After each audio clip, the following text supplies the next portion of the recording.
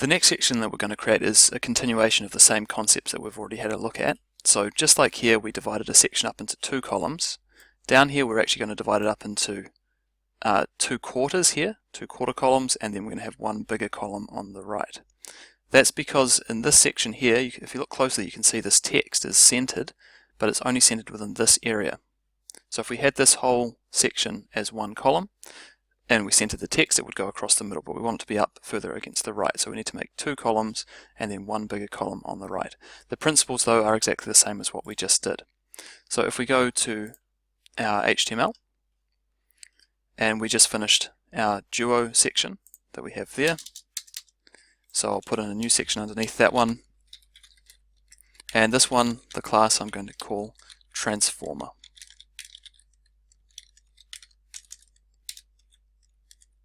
Okay, so just like in the previous example, I'm going to create some divs, and I'll call this one class quarter. And I'm actually going to just put a comment in here, and in HTML you can do comments by using the normal tag bracket, and then you have an exclamation mark, two dashes, and I'm going to put in just some text to explain what's happening here. And then you close your comment like that with two dashes and then the closing bracket. So that's all I'm going to have in that div. It's going to be completely empty. So I'm going to create another div with the same class name, and this is going to contain the text that you see on the left hand side of the page. I'm going to use an H2 heading for this, and I'll put in the text as per the website.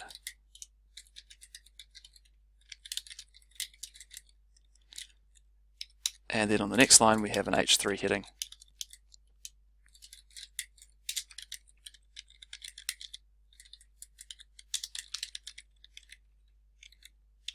Just like that.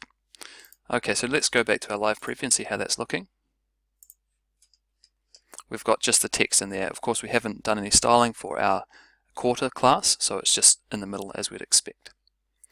So let's go back to our HTML. That's all fine for now. Go over to our styles and add in a new rule for the quarter class. The width, as you might expect, for this one is going to be 25%. And we're going to float left like we have done before.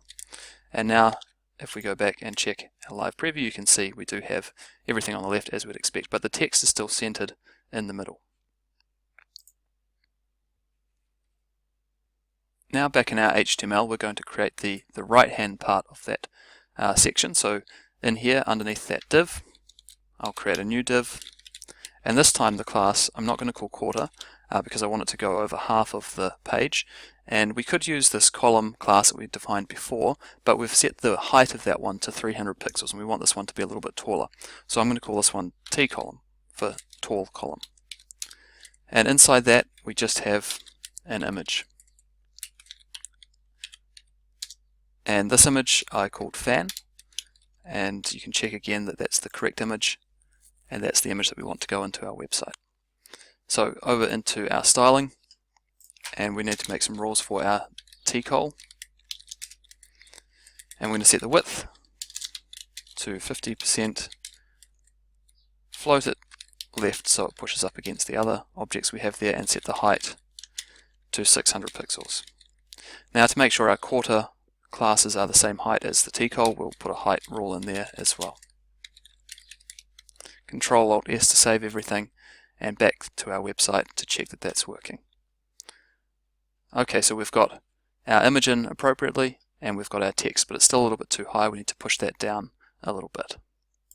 To move this down, I'm going to add a specific rule that applies to the H2 tag that's part of this quarter class that we have. So let's go back into our CSS, and we have quarter and then space H2. So of course this applies to only the H2 elements that are part of the quarter class and not the other H2 elements.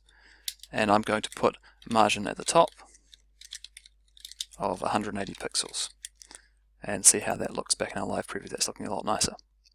Also want to make sure this image pushes right up against the left edge of that div that it's in. It's almost there at the moment, but not quite. So to do that, same sort of idea as we just did here. If we go to the T-col images and we float that to the left as well. So now that image is floated to the left, but it's to the left inside that div, and that div of course is floated against these divs here, and that's all part of one section. So if you imagine we've got lots of different containers that are all wrapping around each other, and we're floating things within those containers to get the positioning that we want on our page. This image is still too big though, and it's much bigger than the 600 pixel height that we have defined for these divs. So I'm going to go back to our CSS, and in here where we floated it left, the tcol images, we're going to set the max height to 600 pixels. And now if we go back to our live preview, you can see that's much more appropriate and much more like the image that we have in the original website that we're trying to copy. So that's it for this section of the video. Make sure you've got your website looking just the same, and make sure you understand how all these divs are working as they're nested within that section.